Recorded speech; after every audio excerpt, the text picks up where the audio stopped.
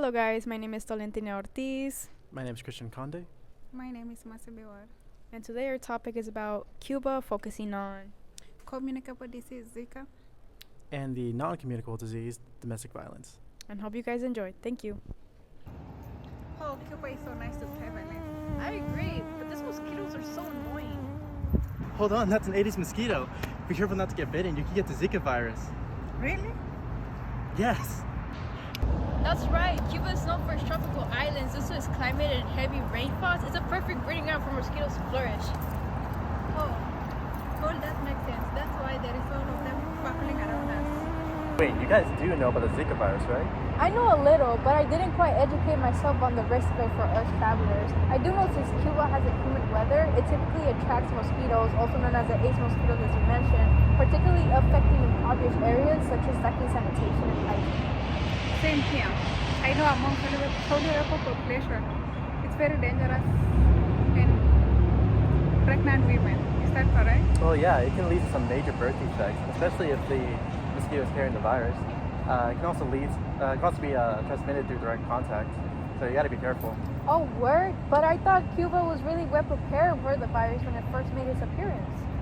Yes, they were. They had all this system to lower the chance of virus spreading throughout the population.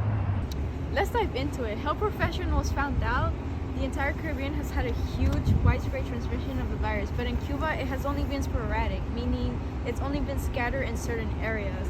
But Cuba has taken extreme measures to prevent it from spreading furthermore. So what do they do?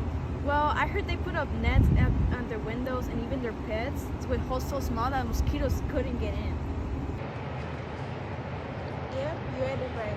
They even implemented aggressive vector control measures deployed to homes to infect larval mosquitoes and even water that could become breeding grounds. Oh, so was this healthcare system paid for, or was it free for all citizens? Well, it was more of a single-party socialist revolution, meaning healthcare was free. Just like as Mercy mentioned, vector control was deployed. Healthcare providers were also deployed to every neighborhood. Yes, although prematures were federal, health providers were focusing on primary emergency measures throughout the country to save residents and keep any mosquitoes controlled. That's impressive. It was immediately mobilized.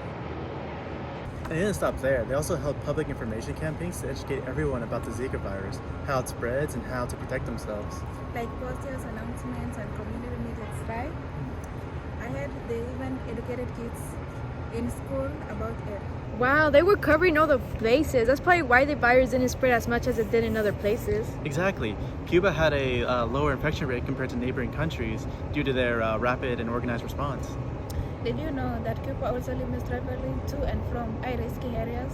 That way, they could prevent new cases from coming in while they worked on controlling the outbreak at home. Smart move. They were really proactive. Yeah, it shows just how much they value public health.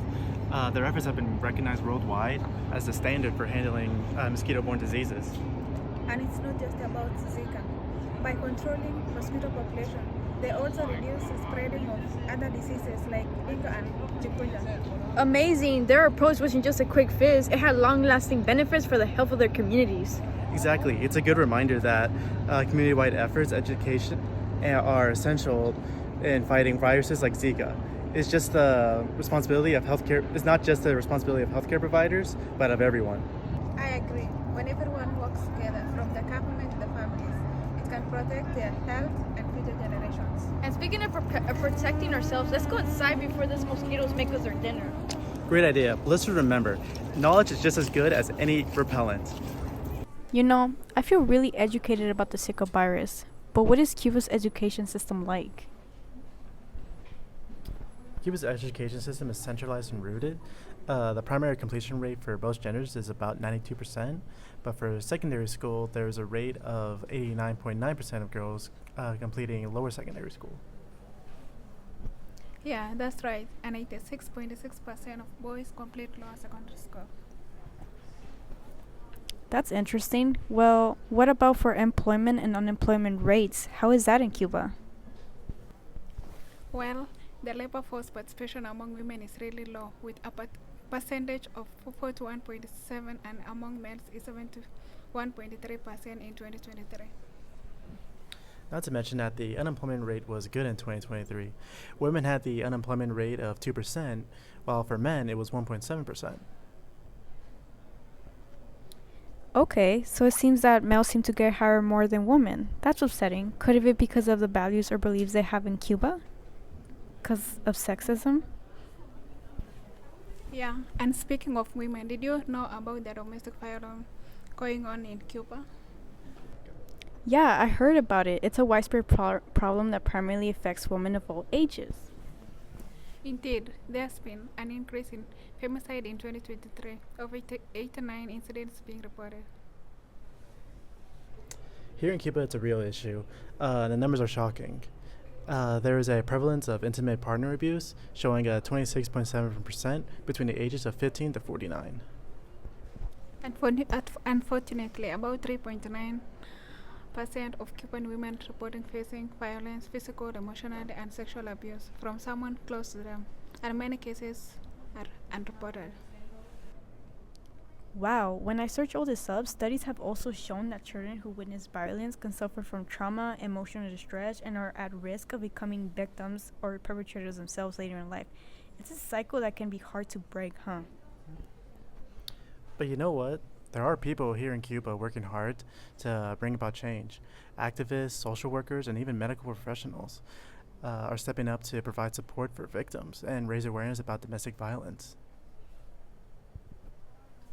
Yes, like those programs that offer legal help and counseling for women and families in need. I heard that some clinics, health centers, and counseling centers like Havana Times are becoming safe spaces where women can share their experience and find resources. Wait, I read that in social media. I read that social media is playing a big role in this too. People are sharing stories, talking about experiences, and building a network of support. It helps survivors feel less lonely as if they're part of the community and is there for them. And let's not forget about education.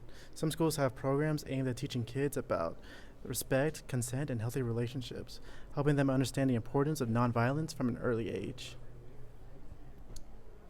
That's true. Education is so important, but adults need awareness too. Public campaigns can show that domestic violence isn't just a private matter. It's everyone's responsibility. It can affect the whole community altogether. Community support is crucial. If families and friends know the signs, that can help. And in Cuba, strong community bonds can really make a difference.